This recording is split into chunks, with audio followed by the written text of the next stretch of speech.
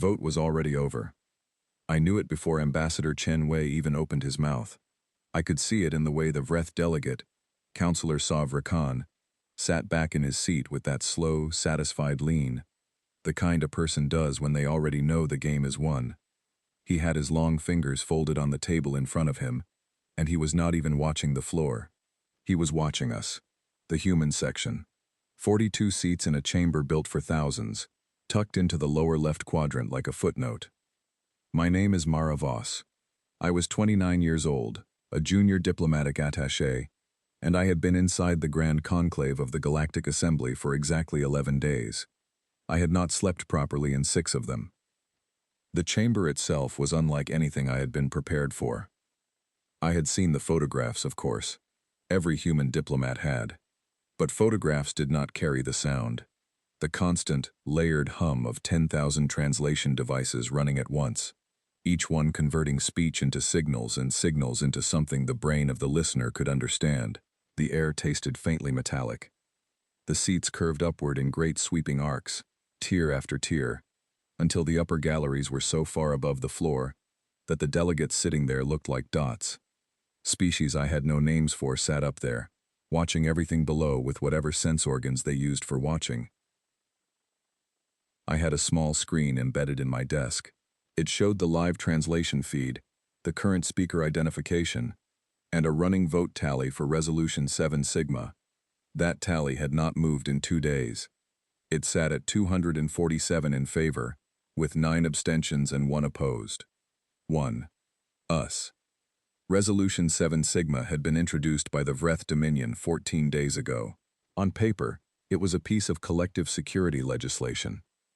It called for all member species to submit their full military records to an Assembly Oversight Committee, to agree to joint inspections of weapons systems, and to accept a binding limit on warship tonnage relative to the size of their population. Violations would result in sanctions, and repeated violations would result in what the document called coordinated response measures, which, when I had run it through the legal translation suite 3 times, came out meaning something very close to everyone else being allowed to come after you. I was not naive. I had been told before I left Earth that this resolution was not really about collective security. I had been told it was a message, dressed up in policy language. But sitting there in that chamber, watching Councillor Savra Khan look at our section like we were an inconvenience he was about to resolve, I understood it in a way that briefing documents cannot prepare you for. It was personal. They were afraid of us. Not afraid in the way you are afraid of something that might hurt you by accident. Afraid in the way you are afraid of something that has already decided what it wants, and is simply waiting for the right moment. The problem, from their perspective, was simple. Humans had been in space for 60 years. We had been members of the Galactic Assembly for 11. In those 60 years, we had done more damage to more things than most species had managed in 6 centuries. Not because we were cruel, not because we had set out to conquer anyone, but because we had spent the previous several thousand years on a single planet, fighting each other constantly, and in doing so, we had become extraordinarily good at it. We had developed weapons not because we dreamed of stars, but because our neighbors were always a threat. We had built warships not because we planned to cross the void, but because the oceans between our old nations had once been battlegrounds too. By the time we reached the stars, violence was not something we celebrated. Most of us hated it, but we were not going to pretend we had forgotten how it worked. The Assembly had been watching us since first contact. They had given us membership partly out of curiosity, and partly because the Keth, who had found us first, had vouched for our intentions. The Keth were calm, patient beings who communicated primarily through color shifts in their skin, and they had apparently decided, after 3 years of observation, that humans were chaotic but not malicious. Their endorsement carried weight. We got our 42 seats. But the Vreth Dominion had never been comfortable with that decision. The Vreth were old. Their civilization stretched back over 12,000 years by their own calendar. They had been members of the Assembly since before it had its current name. They moved slowly, spoke carefully, and had a political memory so long that they could cite precedents from events that happened before humanity had discovered agriculture. They were not wrong, exactly, when they pointed out that our history was violent. They were not lying when they said our weapons were powerful. But they were using true things to make a false argument, and the rest of the assembly was too tired, or too cautious, or too inclined to defer to the Vreth's ancient authority to push back. Ambassador Chen Wei had been trying to push back for 11 days. He was 63 years old, a former professor of interstellar law, and he had spent the last 4 years of his life doing almost nothing, except learning how this assembly worked. He spoke 4 of the most common galactic languages well enough to be understood without a translator, which was apparently almost unheard of for a species as new as ours. The other delegates respected him, in the careful, formal way you respect someone you are about to outvote.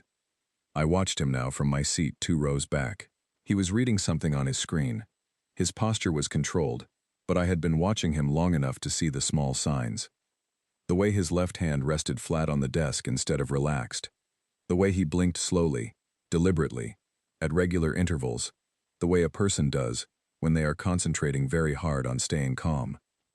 The current speaker was a delegate from the Peluan consensus, a species that looked to human eyes like very tall, very thin gray pillars with no visible face. Their representative was reading a prepared statement in support of Resolution 7 Sigma. The translation feed on my screen rendered it in measured, careful language, but the meaning was clear enough. Humanity was dangerous. Humanity was unpredictable. The resolution was not punitive. It was practical. I sent a short message to Chen Wei's desk terminal. Just 3 words. What do we do? He did not look back at me. His reply came 12 seconds later. It said, "We listen." I looked around the chamber. The drawn delegation, seated 4 sections over, had been our second ally when we first arrived. They were small, fast-moving creatures with very large eyes, who had spent most of recorded history being pushed around by larger species, and had consequently developed a deep appreciation for the concept of the underdog. But 3 days ago, their senior delegate had come to Chen Wei privately and told him, with what appeared to be genuine regret, that the drawn would be abstaining. The Vreth had offered them something. We did not know what. The Keth were still with us, formally, but I had seen their delegation huddled with Sovrakan's people twice that morning, and the color patterns shifting across the Keth ambassador's skin had included several I had been taught to read as deep discomfort. They were not going to vote against us, but I was not sure they were going to do anything else for us either. The Peluan delegate finished. The assembly moderator, a tall insectoid being named something that the translation suite rendered as Arbitrator Veln, opened the floor for final statements before the formal vote. Chen Wei pressed the request to speak indicator on his desk. Arbitrator Veln acknowledged him.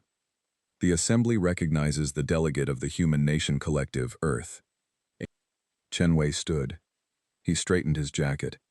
He looked at his screen for exactly 1 second, then looked up at the chamber, at the tiers of alien eyes, the hundreds of species, the ancient, patient, enormous room that had been deciding the fates of civilizations since before our species had learned to write.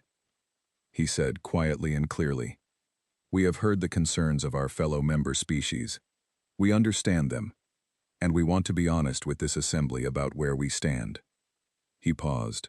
The translation devices hummed. "We are not what you fear," he said, "but we are not going to pretend we are something we are not either. We did not reach the stars by being safe. We reached the stars by surviving everything that tried to stop us. You are asking us to hand over the record of that survival and accept a limit on our ability to protect ourselves. We cannot do that. Not because we distrust this assembly, but because we were not built to trust without reason, and we have not yet been given enough reason." Counselor Sovrakan unfolded his fingers and began to speak before Chen Wei had fully sat down, which was apparently a breach of protocol significant enough that Arbitrator Veln had to call for order. The Vreth delegate waited with visible impatience, and when the floor was given to him, he said something that the translation suite rendered as, "The human delegate's remarks confirm our concern rather than alleviating it." The chamber murmured, different sounds from different species, but the overall effect was unmistakable. Agreement. I looked at the vote tally on my screen. It had not changed. It was not going to change. I looked at Chen Wei's back. He was sitting very still. And then, quietly, almost to himself, he said something that was not directed at any microphone, not meant for the translation feed, just said into the air in front of him, in a tone I recognized immediately.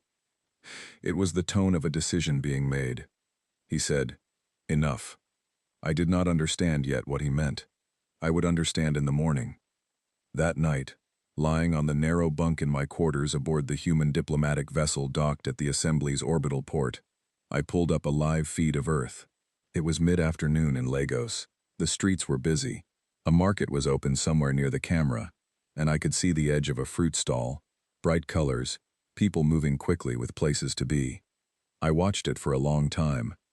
Nobody on that street knew what was being decided about them tonight.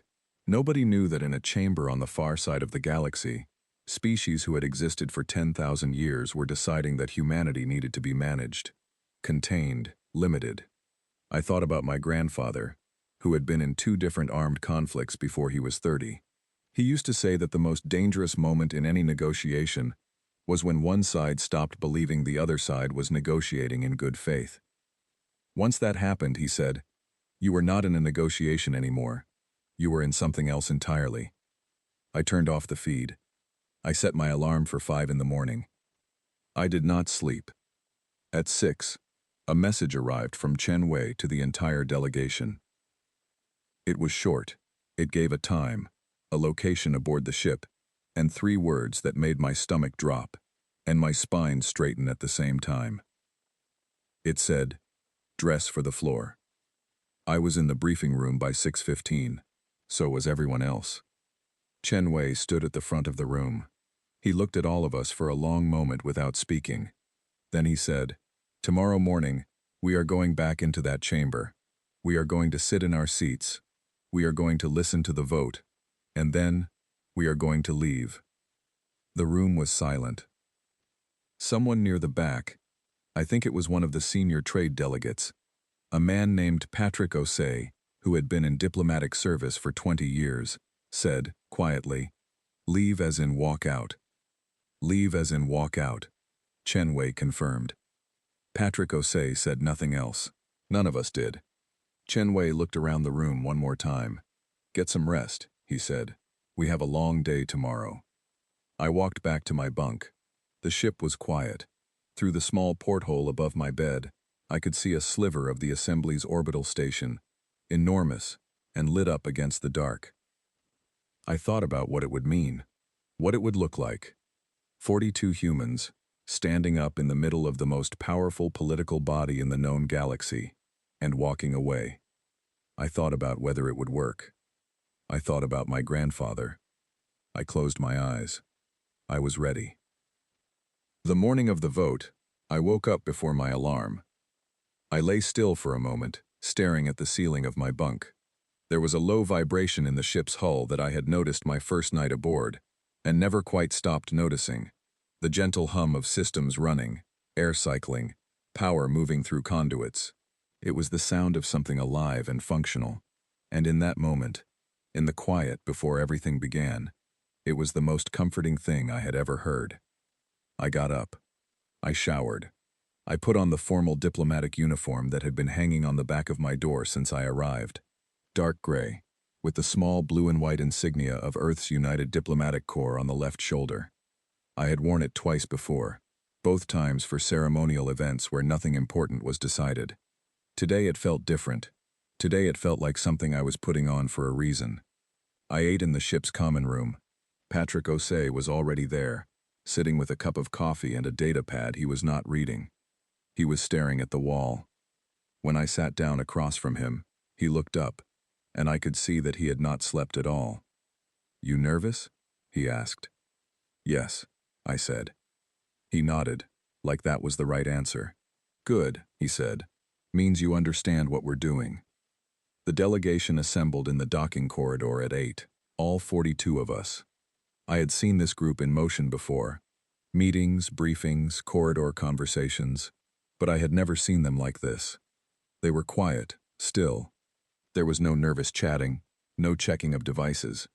People stood and waited. Chen Wei came down the corridor at 8 exactly. He was dressed the same as the rest of us.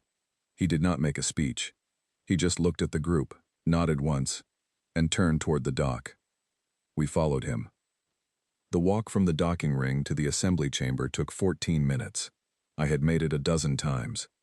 I knew every corridor, every turn, every section where the ceiling suddenly changed from the human standard panels of our dock to the older, stranger architecture of the assembly's permanent structure. Where our corridors were clean and utilitarian, the assembly's main halls were grand in a way that felt almost geological. Walls that curved in long, sweeping lines, ambient lighting that came from no single visible source, floors made of a dark material that reflected everything above it like still water. Other species moved through those corridors too. Most paid us no particular attention, but some stopped, some watched. A pair of Peluan delegates, the tall gray pillar beings from yesterday, turned their bodies slightly as we passed, which I understood from my briefing documents was their equivalent of staring. A small cluster of beings I did not recognize pressed themselves toward the wall to let us through, and I could not tell if it was courtesy or unease. I focused on the back of Chen Wei's head.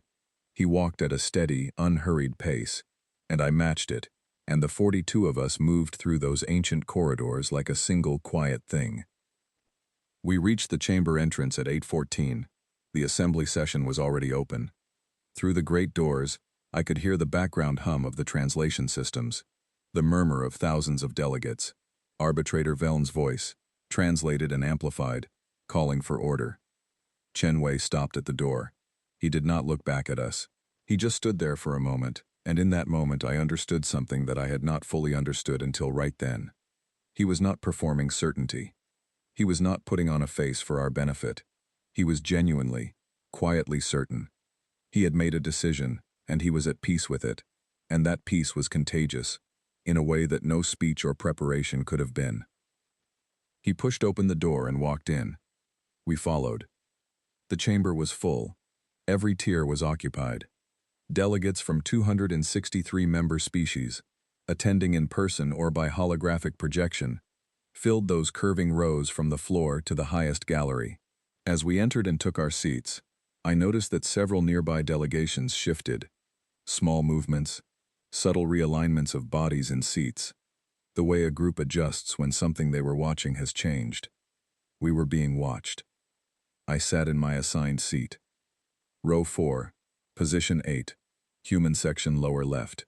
I placed my hands flat on the desk in front of me, the way Chen Wei had been doing all week, and I breathed slowly. Arbitrator Veln announced that the session was moving to the final vote on Resolution 7 Sigma. There would be one final opportunity for statements before the tally was cast. The vote itself would proceed by species, in alphabetical order per the Assembly's Standard Translation Index. 3 species made brief statements. All 3 were in support of the resolution. Their reasons were all different: security, precedent, resource allocation, but they arrived at the same place. Then Arbitrator Veln asked if any opposing voices wished to speak. Chen Wei pressed the indicator. "The Assembly recognizes the delegate of Earth," Arbitrator Veln said. Chen Wei stood. He did not look at his screen. He did not hold any notes. He looked at the chamber, at the tiers, at the faces, at the long ancient sweep of that enormous room, and he spoke. 11 years ago, he said, humanity was invited to join this assembly. We came gratefully. We came with our history, and our complexity, and our genuine desire to be part of something larger than ourselves. We have tried, in 11 years, to be good members. We have respected your protocols. We have honored your precedents. We have sat in these seats and listened to this body deliberate on questions that shape the lives of trillions of beings across hundreds of worlds. He paused. The chamber was completely still. Today you are asking us to accept a resolution that treats our existence as a problem to be managed. You are asking us to surrender our records, limit our ships, and submit to inspections, not because we have done anything wrong, but because of what we might do. Because of what our history suggests we are capable of, and I want to be honest with this assembly about my answer to that. Because I think honesty is the only thing worth offering in a moment like this. Another pause. I could hear the translation systems humming. "No," he said. "We will not." The murmur that moved through the chamber was like a wave. Different species expressed it differently. Sounds, color shifts, movement. But the effect was the same. The room was not sure it had heard correctly. Chen Wei continued, and his voice did not rise. It stayed exactly as calm as it had been from the first word. "We did not travel across the void between stars to become less than what we are.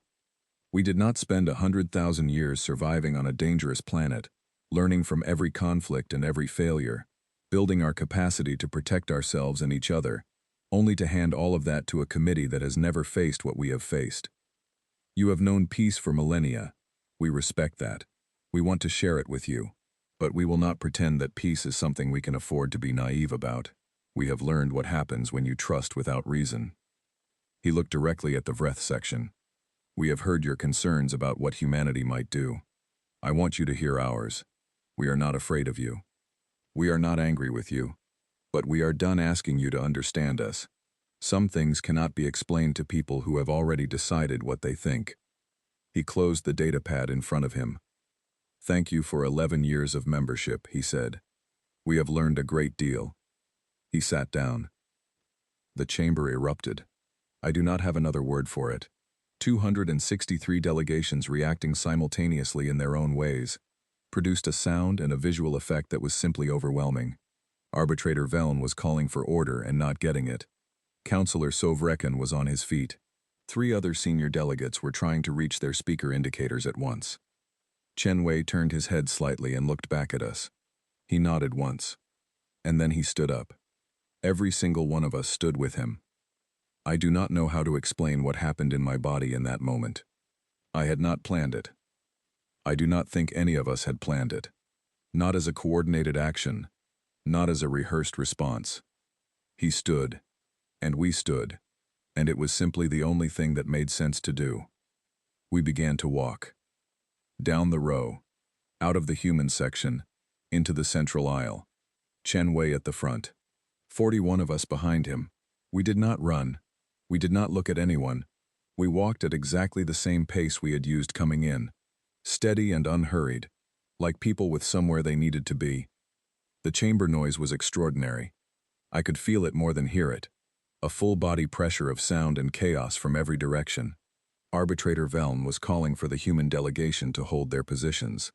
Counselor Sovreken was saying something that the translation feed on my earpiece rendered, after a half-second delay, as a demand that we be physically prevented from leaving. I did not see anyone move to do that. I do not think anyone was sure they had the authority. I do not think anyone was sure what was happening at all. We walked down the central aisle. The floor was that dark reflective material, and I could see the reflection of the chamber lights above us, and the small moving shapes of 42 humans beneath them. We passed the Keth section. I glanced over. Their lead ambassador, a being I had spoken with 3 times in 11 days, and who had always been kind to me in the careful, measured way of their people, was watching us with what I had learned to recognize as distress, a stillness of color that meant something between worry and grief. I looked away. We passed the Peluan section. The tall gray forms turned in their seats as one. We passed the outer ring delegations. Hundreds of species I knew mostly from their file photographs, watching us move through their space like something they had no reference for. The great doors at the back of the chamber were ahead of us. 2 assembly attendants stood there, beings in the formal gray of the assembly's permanent staff. They looked at us, then at each other, then stepped aside. The doors opened. We walked through. Patrick O.C. was directly behind me. I could hear him breathing. I could feel the faint vibration of the door mechanism as it began to close. I was near the back of the group. I was almost through when something made me stop. I do not know why I did it. It was not planned. I just stopped, 1 step from the doorway, and turned around. The chamber was in chaos. Thousands of beings, hundreds of species, the ancient enormous room where the fates of civilizations had been decided for longer than humanity had been a civilization, all of it churning with noise and motion, and something that I could only describe, even now, as disbelief. For 1 second, a long and strange second that felt much longer than it was, I stood in the doorway and looked at all of it. Then I turned back, and I walked through the door. The corridor was quiet after that. Our footsteps on the dark floor, the distant hum of the ship waiting for us at the dock, Chen Wei's steady pace at the front. Unchanged, unhurried. Nobody spoke. We did not need to. Behind us, I heard the great doors finish closing. The sound they made was soft, almost gentle, like something ending. 3 weeks after the walk, I was sitting in a small observation bay on the upper deck of our diplomatic vessel when Patrick Osei found me. He had a tablet in one hand and a look on his face that I had come to recognize as his careful look, the one he wore when he had information he was not sure how to present. "You should see this," he said. He handed me the tablet. It was a translation summary from the Assembly's open broadcast channel, the public-facing feed they maintained for non-member species and independent monitors across the galaxy. The Assembly broadcast a lot of procedural content, agenda updates, and formal announcements, and most of it was as interesting as reading a government bulletin, but this particular summary was flagged priority by our monitoring team. It was a transcript of an emergency session that had been called 2 days after we left. I read it. The session had been called not to formalize our expulsion, which I had expected, but to discuss what our departure actually meant under Assembly law. The relevant statutes, as it turned out, were genuinely unclear on the subject. No member species had ever walked out of a vote in session before. The Vreth had argued for immediate suspension of Earth's membership status. Several other delegations had argued that suspension required a separate vote. A third faction had argued that we had effectively suspended ourselves and the question was moot. The session had lasted 9 hours and ended without resolution. "They don't know what to do with us," I said. "Nobody does," Patrick Osei said. He sat down in the chair across from me. "We've had 17 contact requests in the last week. 12 from species who weren't even involved in the vote.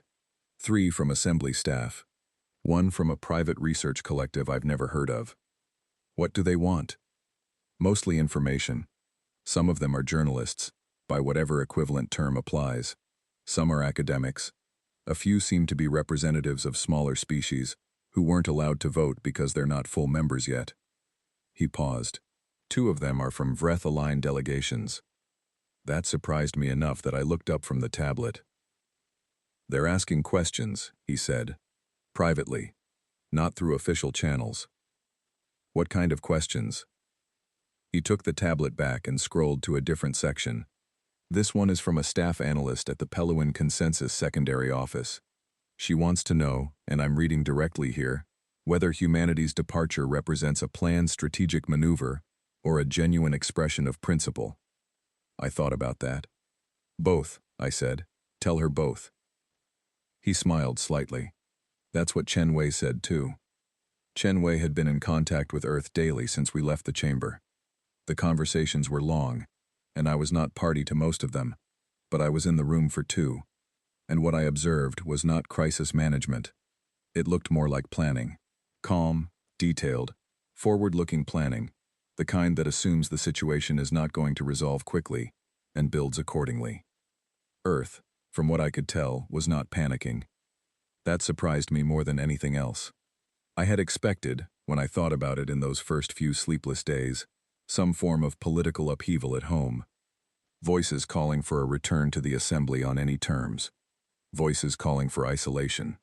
Instead, the reports filtering through to us described something quieter and more purposeful. Budget committees meeting, engineering teams being called together, colony ship schedules being accelerated, a commission being formed to review every independent research project that had been slowed or redirected because it duplicated work already being done by Assembly member species. We were not retreating. We were reorganizing. I thought about that a lot in those weeks, about how the rest of the galaxy had expected rage or panic or submission and had gotten none of those things. About how Counselor Savrakan had leaned back in his chair with the confidence of a person who had won the game, and how he must be recalculating now, trying to work out what game we were actually playing. We were not playing a game. That was the thing they kept getting wrong about us. A message came in from a Thessi diplomat named Alara, someone I had spoken with briefly twice during my 11 days in the assembly. She was young for her species, which meant she was roughly 400 years old, and she had always spoken to me with a careful curiosity that I had found more tolerable than the pity or contempt I got from others. Her message was personal, sent to my individual address rather than through official channels. She wrote, "I have been thinking about what your ambassador said before you left. I have been thinking about it for 3 weeks and I cannot stop. He said that some things cannot be explained to people who have already decided what they think. I want you to know that I had not decided. I abstained from the vote not because I agreed with the resolution, but because I did not know what was right. I still do not know.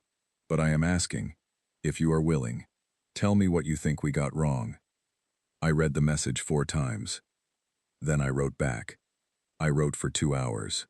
I told her about my grandfather's wars, and what he had said about negotiating in good faith, and what he had said about the moment when you realize the other side is not negotiating at all. I told her about the street in Lagos that I had watched from my bunk the night before the vote, people moving through an ordinary afternoon, with no idea that a chamber full of ancient species was deciding their future. I told her that humanity was not violent because we enjoyed it. We were capable of violence because we had spent our entire history in an environment where not being capable of it meant being destroyed. I told her that there was a difference between a weapon and an intention, and that the assembly had looked at our weapons and assumed the intention without asking. I told her that the hardest thing about being human in the galaxy was not the size of the universe or the strangeness of other species. It was knowing that everyone else had already made up their mind about us before we arrived. She replied the next day. Her reply was 3 sentences. "I think I understand," she wrote. "I think we were afraid of you before we ever met you. That is not your fault. But I am sorry for it." I saved that message. I still have it. Meanwhile, the assembly continued without us. Resolution 7 Sigma passed, obviously. It passed with 249 in favor and 14 abstentions, now that our single opposing vote was no longer in the room. It was entered into the official record. Announcements were made, documents were filed, and then, very quickly, it became clear that the resolution had a problem. The problem was that Resolution 7 Sigma had been designed with human compliance in mind. The Oversight Committee it established, the inspection protocols, the weapons registry, all of it assumed that the primary species to be monitored would cooperate with the process. Without our participation, the resolution applied only to species who had already been cooperating with the assembly for centuries and had no particular need to be monitored. The Vreth had built an elaborate structure to contain a specific thing, and the specific thing had simply not walked into the structure. Patrick Osei found me in the observation bay again 6 weeks after the walk. This time he was almost smiling. "You know what they're arguing about now," he said. "Tell me." The inspection committee can't agree on who to send first. Every species they were going to inspect is either already compliant or is now arguing that the resolution doesn't apply to them in the same way it applied to us. The Vreth are trying to expand the scope of the resolution to cover hypothetical future species, which apparently requires a whole separate vote, and they don't currently have the coalition numbers to pass it. I thought about Councillor Savra Khan and his folded fingers and his satisfied lean. "How long do they think this takes?" I asked. "Years," Patrick Osei said. "Maybe longer. Assembly legal processes don't move quickly." "And in the meantime?" "In the meantime, we are out here." He gestured at the viewport, at the dark and the stars, doing what we do. I looked at the stars. There were a lot of them. I had grown up on Earth, in a city, where the light pollution meant you could only see the brightest ones. Out here, away from any planet, away from any station, in the clean dark between systems, there were so many stars that they looked like something you could almost reach out and touch. I had been staring at them for weeks, every night when I could not sleep, which was most nights. They did not look frightening to me. They never had. That was, I was beginning to understand, the thing that frightened everyone else the most. 6 weeks after that, The first new project report came through from Earth. It was a colonization survey. 3 new systems that had been in planning stages for years had been formally authorized and were now in the early construction phase. Supply convoys were being assembled. Engineers were being recruited. Families were signing up. We were planting roots. More of them. Deeper. A second report came the next day. It was from a research team that had been working for 12 years on a faster-than-light communication system that would not depend on the assembly's relay network. They had made a breakthrough. They were not ready to publish yet, but the timeline had compressed significantly. We were not asking anyone for permission to do any of this. We did not need to. I was starting to understand what Chen Wei had meant when he had said we would make ourselves undeniable, not through shows of strength, not through confrontation, simply by continuing to do what humans do when nobody is trying to manage them. We spread, we build, we learn, we adapt. We do it fast, and we do not stop. I wrote in my personal log most evenings. It was a habit I had started in the first week aboard the assembly station, a way of processing everything I was seeing and feeling in a form I could come back to later. The entries from the first 11 days were anxious and detailed, full of careful observations and barely controlled uncertainty. The entries from after the walk were different. They were calmer, not because things were simpler or safer, but because the uncertainty I had been living with since I arrived, the sense of being on trial, of every word and action being measured against a standard set by beings who had already decided their verdict, that uncertainty was gone. We were not on trial anymore. We had walked out of the courtroom. Whatever came next, it was ours to shape. I thought about that one evening as I sat in the observation bay, watching a distant star that I did not have a name for yet. Someone would name it eventually. Probably someone from Earth. I thought about Alara's 3 sentences.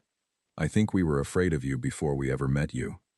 I thought about my grandfather, who had survived 2 conflicts and built a small farm on the edge of a city, and spent his last years growing tomatoes and telling stories about the things that had almost broken him and had not quite managed it.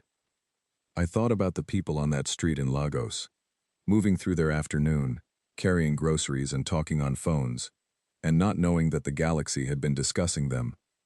They would know eventually. Everyone would know eventually. I hoped, when they found out, they would be proud of what Chen Wei had done, not because it was dramatic, not because it was defiant in some performative way, but because it was honest, because it was exactly who we were and what we believed, stated plainly in a room full of people who had not expected us to mean it. We meant it. We always meant it. Outside the viewport, the stars burned steady and cold and patient, the way stars do, in numbers too large to count, in a galaxy that was still learning what we were.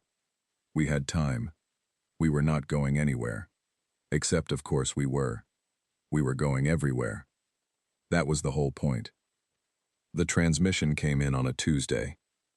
I remember the day specifically because I had just finished a long call with Earth's Colonial Affairs Office about resupply routing for the 3 new settlement projects. And I had eaten a late meal alone in the common room, and I was tired in the way you get tired after weeks of work that matters but does not resolve. I had my boots off, and a cup of something warm, that was not quite coffee, but was close enough, and my data pad was on the table in front of me, showing a map of the new settlement corridors. And then Patrick Osei walked in with the look. Not the careful look, a different one. "We have an incoming priority communication," he said. "Official channel. Encrypted. Assembly diplomatic designation." I sat up. "Which species?" "Vreth Dominion." I set down my cup. "Where's Chen Wei?" I asked. "Already in the communications room. He's asking for you." I put my boots back on. The communications room was a small, very clean space near the center of the ship, with a circular table and a holographic projection system that could render full-size avatars of whoever was on the other end of a transmission. Chen Wei was already seated, and 2 of the senior delegation staff were standing near the wall. The projection system was active, but displaying only the standard holding pattern: a slow, neutral rotation of the assembly's emblem, a shape that suggested an orbit without representing any specific planet. Chen Wei looked at me when I came in. "Sit," he said. "This is for you too." "What is it?" "I don't know yet. I wanted to receive it with the full senior staff." He looked at the projection. "Accept the connection." The holding pattern dissolved. The figure that appeared in the projection space was not Counselor Savra Khan. It was a younger Vreth, by which I mean it had fewer visible joint segments and moved with slightly less of the exaggerated deliberateness that the senior Vreth affected. It identified itself, in the translation feed, as Deputy Coordinator Veth Sarun, Special Liaison for External Relations. It said, "Ambassador Chen Wei, we are grateful for your willingness to receive this communication." Chen Wei's expression did not change. "We're listening." Veth Sarun said, "The Vreth Dominion is reaching out in a private capacity, separate from the formal assembly proceedings. We wish to discuss a matter of some urgency that relates to the stability of the current member species relationships." "Go ahead," Chen Wei said. "There is a situation developing in the Keth home system," Veth Sarun said. "A stellar event.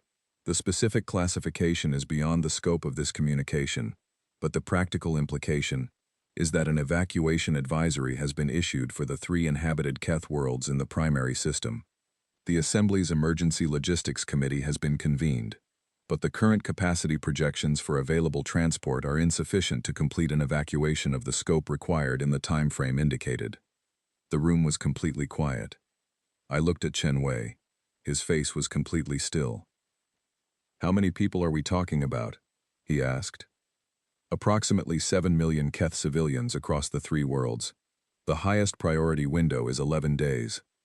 Chen Wei looked at me. Not at the projection. At me. I said, carefully. "And the Assembly's available transport capacity?" Veth Sarun was quiet for a moment.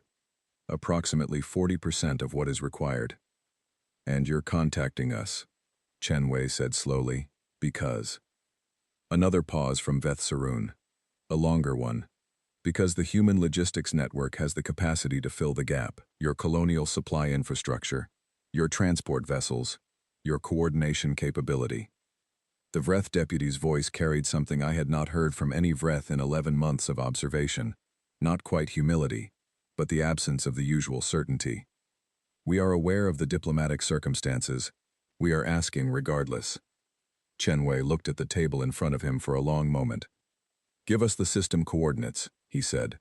"Give us the stellar event data. Give us the civilian population distribution across the 3 worlds and the current Keth government contact points." Veth Sarun said, "You're agreeing to help." "We're agreeing to look at the problem," Chen Wei said. "We'll tell you in 4 hours whether we can do what you're describing." The connection ended. The room stayed quiet for a moment. Then one of the senior staff, a logistics specialist named Diane Archer, who had been with the delegation since before I joined, said very quietly, "We can do it." "I know," Chen Wei said. "Then why 4 hours?" He looked at her. "Because I want to look at the data myself. And because some things deserve more than a snap answer, even when the answer is obvious." He stood up. "Mara, get me everything we have on Keth population distribution and the current state of our colonial transport fleet." I was already moving. The next 4 hours were the most focused I had ever been.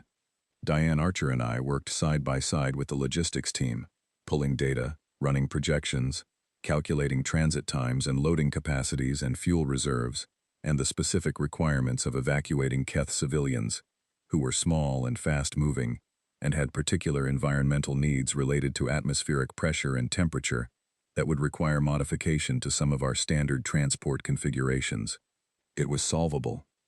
It was difficult and complex, and it required resources and coordination on a scale we had not previously attempted. But it was solvable. Every calculation we ran came back to the same answer. We could do it. We could do it, and have a safety margin. At the 4-hour mark, Chen Wei reconnected with Veth Sarun.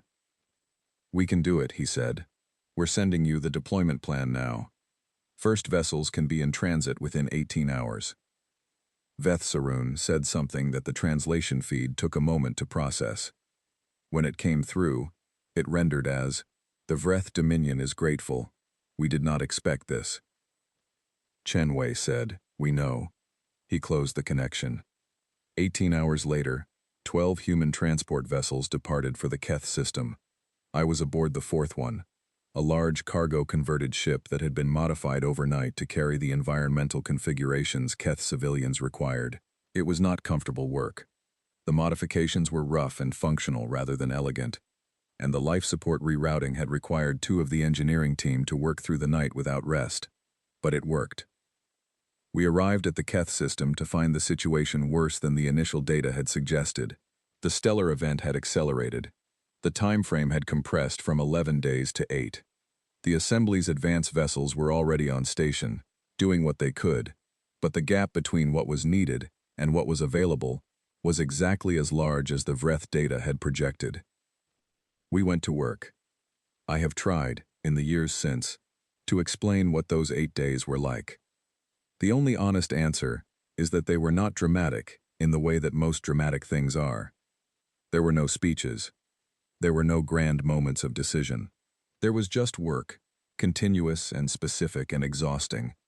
The kind of work that does not allow you to think about anything except the next task in front of you. My job was coordination, maintaining communication between our vessels, the assembly ships, the Keth government emergency teams, and the civilian processing centers that had been set up on the surface of the 2 outer worlds. I slept in 4-hour segments when I could, ate whatever was available, and spent the rest of the time on communication channels that were sometimes so crowded with overlapping transmissions that the translation system struggled to keep up. The Keth were, in that period, extraordinary. Their species communicated through color, and in ordinary circumstances, those color shifts were subtle and contained. In the evacuation, surrounded by millions of people and the stress of leaving their world behind, the visual effect was overwhelming. Whole crowds shifting through the same emotional palette simultaneously. Entire processing centers lit in waves of the pale yellow-green that their translation guides identified as collective anxiety, shifting to a deeper blue when they reached the ships and the loading began. It meant something, that color. It was not metaphorical. It was direct, immediate, visible emotion shared between beings who did not need words for it. I watched it from the loading bay of our ship, on the 3rd day, as the first major group boarded. 742 Keth civilians, age range from very young to very old, carrying whatever they had been able to bring. They moved quickly and quietly, trusting the process in a way that I found almost unbearable to watch. And as they passed the human crew members managing the boarding, several of them touched, briefly, with the flat of their color-shifting palms, the hands of the humans nearest them. It was the Keth equivalent of thank you. Our crew members held very still and received it. On the 5th day, I received a transmission from Elara, the Thessi diplomat I had been corresponding with since the walk. She wrote, "I am watching the news feeds from the Keth system. I want you to know that everyone is watching, not just the assembly. Independent monitors, non-member species, private citizens across hundreds of worlds. What you are doing is being seen." I wrote back, "We're just doing what needs doing." She wrote back immediately, "That is exactly what everyone is watching." On the 8th day, the last Keth civilian was loaded. 7,042,000, and some hundreds more. The final count varying slightly depending on which registration system you used. All of them off the 3 worlds before the stellar event reached full intensity. The worlds themselves were not destroyed. The event was disruptive, rather than catastrophic. But they would be uninhabitable for years, and the evacuation had been necessary, and it had worked. The Assembly's official emergency committee lead, a being from the Peluan consensus, named something that translated approximately as Coordinator Sev, sent a formal acknowledgement to our fleet commander. It was written in the formal diplomatic register, careful and correct, and it said that the Assembly recognized the contribution of human transport assets to the successful completion of the Keth evacuation. Chen Wei read it once and filed it. Then he sent a personal message to the Keth government emergency contact he had been working with throughout the operation. The message was not in the formal register. It was direct and simple. It said, "Your people are safe. We're glad we could help. Take care of each other." The Keth response came back 4 hours later, in color pattern notation that our translation system converted to the nearest text equivalent. It was not a perfect translation, the notes said. Color language always lost something in conversion. But the closest rendering was, "We will not forget you." 6 months after the Keth evacuation, the assembly convened a special session. I was not inside the chamber this time. I watched on a broadcast feed from our ship, which was docked at a different station, a human-operated waypoint facility in a system 3 jumps from the assembly's home station. We had built it ourselves, in the months after the walk, as part of the infrastructure expansion that had been running steadily since Earth reorganized its priorities. The session was to vote on whether to invite humanity to resume its membership in the assembly.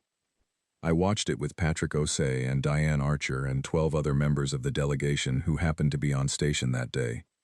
We sat in the common room with the feed on the large display and mugs of various beverages, and a silence that was comfortable rather than tense. The silence of people who have been through something together and do not need to perform their reactions for each other. The vote was 251 in favor of the invitation, 8 abstentions, 4 opposed.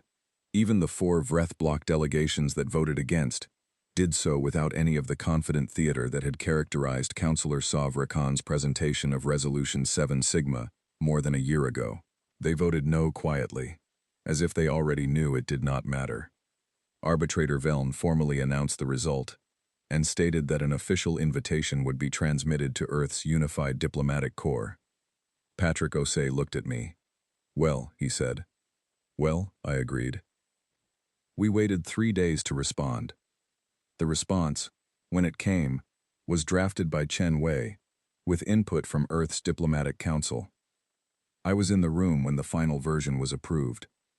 It was 2 paragraphs. The first paragraph thanked the Assembly for the invitation and acknowledged the significance of the vote. The second paragraph said that humanity would return to the Assembly as a full member, effective on a date to be determined by mutual agreement, and that we looked forward to continuing the work of building a galaxy worth living in. It did not apologize for the walk. It did not reference Resolution 7 Sigma. It did not explain or justify or seek validation for anything we had done. It just said, "We're coming back." On our own terms. I recorded a personal log entry that evening, sitting in the observation bay, looking at the stars as I always did when I needed to think. I talked about the walk, about what it had felt like to stand in that doorway and look back at the chamber. All those eyes, all that ancient accumulated certainty, all of it looking at us with something between horror and confusion. I talked about Ilara's message, and the Keth boarding the ships, and the color they turned when they felt safe. I talked about what Patrick Osei had said on the morning of the vote, that being nervous meant you understood what you were doing. I talked about my grandfather. He had told me once, very late at night, when I was much younger, and we were sitting outside his farmhouse watching the stars, that the greatest mistake a person could make in a difficult situation was to let someone else decide what they were worth. He had said it in the context of something very small and personal, a dispute with a neighbor over a property line that had gone on for 2 years, and I had not understood at the time what he really meant. I had understood it as being about that specific dispute. I understood now that it was not about the dispute at all. It was about the principle underneath it. Nobody gets to decide what you are worth. Not your history, not their fear, not a room full of ancient species who had made up their minds before you ever walked through the door. You decide that. And then you walk in, or walk out, or walk somewhere else entirely, and you do it on your own terms, and you do it without apology, and if they want to understand you, they will have to come and ask. They had asked. We were going back. I closed my log and sat for a while longer, watching the stars. They were as numerous as always, as unchanged, as patient. The galaxy was full of them, and full of the civilizations orbiting them. and full of the long, complicated history of all those civilizations trying to figure out how to exist alongside each other.